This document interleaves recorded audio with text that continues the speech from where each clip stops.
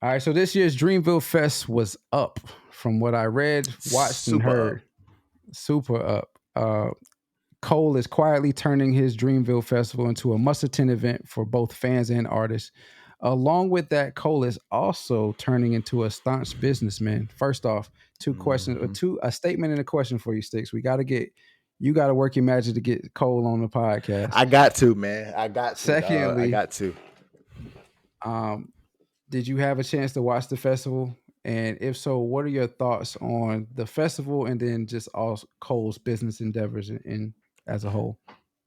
I didn't get a chance to watch the festival in its entirety.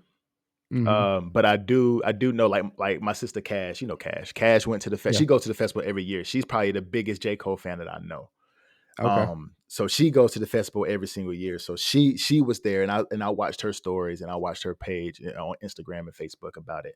And I saw a lot of different, like, Hip Hop Daily and Shade Room, and a lot of these different posts, a lot of different pages that I follow on Instagram were posting about it as well. And like you said, bro, it was up in Raleigh this past weekend, bro.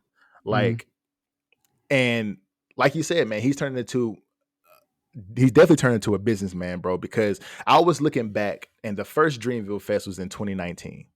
Hmm. And the Dreamville Fest started off as him showcasing his Dreamville artists. He might have a couple of people come out, like SZA came out the first year, Young Thug came out the first year, Nelly, Big Sean. So he had a couple of big, quote unquote, big names in the game. But it Hmm. was more so for the Jids and the Lutes and the Omens and the bosses out there that he's got on his actual Dreamville record label that he's trying to promote and push out there as well. That's what it started off as. Exactly. But now, 4 years later, you got Drake, and you got Usher, you got Wayne, you got all these people coming out to Dreamville, bro. Like, it's like, bruh, like, who would have thought that our boy from the 2-6 Hmm. And would come out and be this type of star, or this he calls himself a B-list celebrity, but we all know that's a lie. right. But who would have thought that Cole, the guy that we know from Terry Sanford, the guy that we know from AAU playing ball with us side by side, or the guy that we know as Jermaine, would be this A-list celebrity now with Little the one of old. the little old Jermaine. Who would have thought that he would have been this guy, to be this businessman, to have a festival on the same platform, or get into the same platform as like a Rolling Loud, bro? Like, Coachella. is a facts, because like you said, it's a must see, or a must attend event now every single year. Like, I know people. Matter of fact, one of my coworkers, uh, cool dude, white Mm. white guy. He was like, "Bruh, like I'm trying to find tickets." He lived here in Washington, bruh. I'm trying to Yeah. find tickets to Dreamville. You know where I can. I'm like, "Bruh, I'm not going." So Right. you got to figure it out yourself. Right. But even people here in Washington are talking about traveling cross country to Raleigh, North Carolina, to go to the Dreamville Festival, bruh. A 2-day event. It's crazy, bro. What you think? So I mean, first off, it's a 2 day event. It's Mhm. Saturday. He has a slew of artists going. Sunday he has a slew of artists going, and then he finishes it. He finishes it. Yep. Um, in comparison, like you said, it stacks up with Rolling Loud, with Coachella. Same type of setup. Hmm. Now, when he originally started it, it was to showcase his artists on Dreamville label, and then also to showcase some local artists and then culture and food within the North Carolina region. Hmm. But the last 2 years have proved that the trajectory of this festival is just about to skyrocket. Because It is. he had, um, last year he had Lil Wayne, Hmm. he had uh, Lil Baby, he Little had baby. Jeezy, he had. Hmm. I mean, these are all people that are T kind of Pain, T Pain, but Kaylani, right, Jid was out there. that he had a Yeah. bunch of people. Then this Fabio, year y'all them.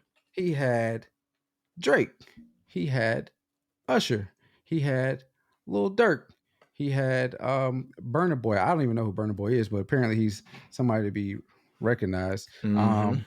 But on top of that, Drake brought out Lil Wayne again. He brought out Again. Lil Uzi Vert, 21 Savage, Mm-hmm. Gorilla, Swiss Beats. So all of these are big name people in the industry. Big Like name.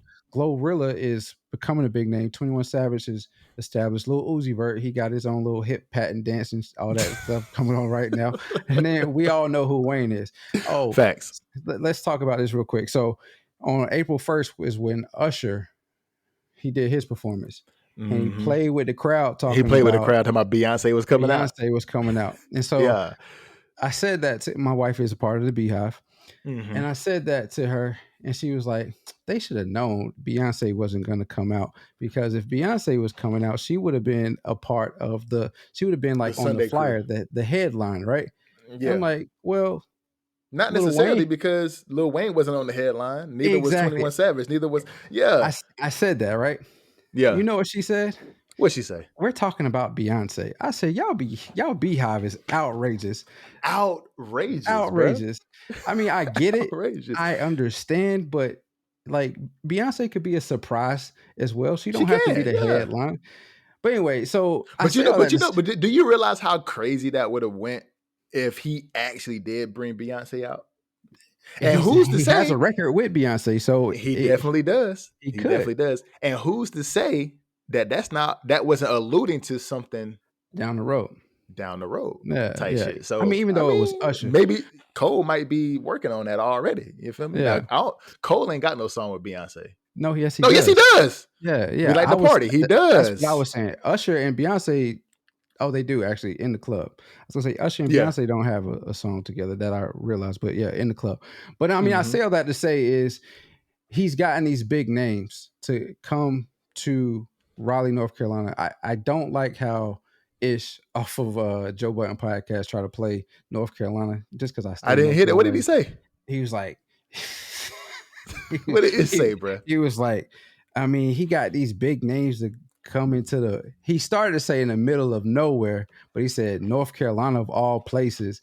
He got these big names to come, and they've been coming in droves of people to come, which is to be commendable. Now I know North Carolina isn't on top of the top when it comes to media markets, but it ain't like it's Mississippi and Alabama. No shade to those states. Facts. I mean, it ain't facts. like that. Like North Carolina is always usually in the top when it comes to entertainment and stuff like that. So, and the crazy thing is that Ish must be under a rock, because for as long as J. Cole has been in the rap game, he's always put on for North Carolina. Yeah, always. So where else would J. Cole have his festival? Yeah, but I think he's thinking because he's from the New York, New Jersey area. He's like, it's not that. It's not that type of entertainment venue or known place. So it's surprising to see that these people are willing to go there.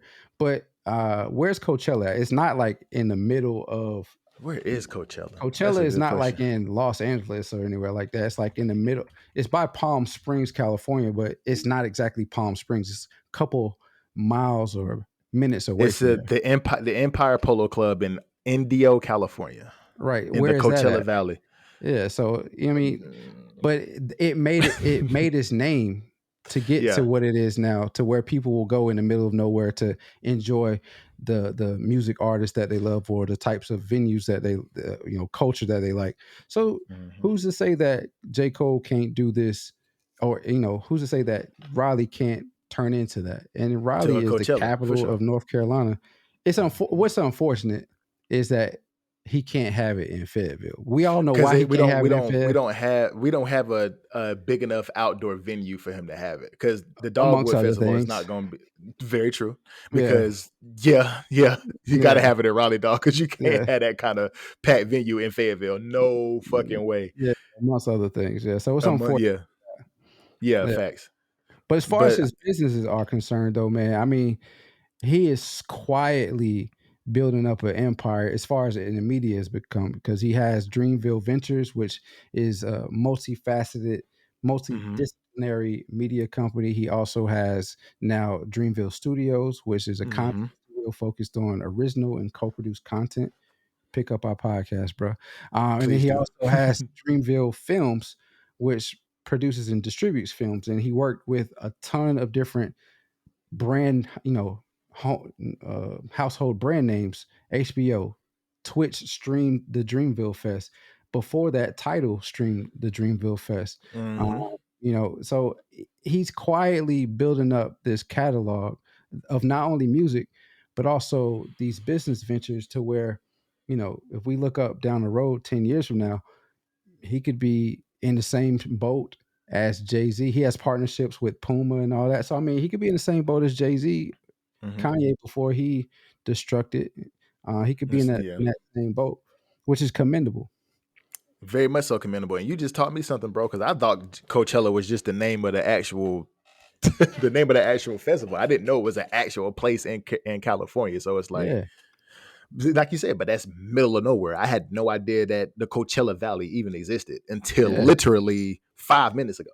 Yeah, so man. like Ish got to stop. You got to stop, Ish. Like you got to stop talking about North Carolina like you're crazy, because like, bro, like yeah, man, because it could become something that strong down the line, bro. And I think Cole is on the way to doing that because it's only been 4 years that he's done this. This is the 4th annual Dreamville Festival. Amongst a bunch of postponements and cancellations. The first one was postponed because of Hurricane Florence, I think it was. Mm-hmm. So they moved it to the next year. And then was it 1 or 2 that were canceled because of the pandemic? The pandemic. It was 1 that was canceled due to the pandemic. 1. So I mean, in that span of time to have those obstacles and hurdles to overcome and to be where he is in only a span of 4 years, and again, apologize for cutting you off. No, you good. Is immaculate. Exactly, because he was supposed to do it in 2018, but the hurricane messed everything up. So he did it in 2019. 2020 was canceled because of the pandemic. Then 2021, 22, and now 23. It's like he's doing big things, man. And from as small as it was from B-list back in 2019, which is what he calls himself, to now an A-list celebrity, bringing other A-list celebrities to his festival, and it's turning out to compete with the Rolling Louds and the Coachellas and all of these other festivals that they have around the country. He's on to something, bro. Cole is on to something, bro. It shows his influence. It shows his reach within the hip hop game. 110%, bro. Soon to be his reach within the business world as well, because I mean, this is not a sneeze. To put on something like this every year, the logistics that go behind it, the types of meetings that you have to have, all that stuff, man, that is nothing to sneeze at. So and then also all the other different ventures that we talked about, he has his hands in a lot. He's doing a lot. So I tip my hat off to you, bow my head, bro. You doing your thing. Like I said, we got to figure out a way to get you on the podcast just to discuss all this stuff. Talk about the old days a little bit, not too much. We don't want to dwell on the past, but just definitely pick your brain. I guess that's a bad term to use nowadays, but just discuss with you, especially with these surgeries. Yeah. Okay. But yeah, definitely just to have a conversation with you about all of this stuff that you got going on. Nah, for sure, man. Big ups to Cole, man. He doing this thing, man. Big shout out to him, bro. You doing big things. Make sure you keep it up, bro, because we definitely watching, we definitely supporting, and we love everything. 100%. 100%. Thank you for tuning into this episode. If you've gotten this far, make sure you hit that subscribe button, hit the like button, and hit the notification bell so that way you miss none of the content. Also, you can find us on all the streaming platforms wherever you find your podcasts.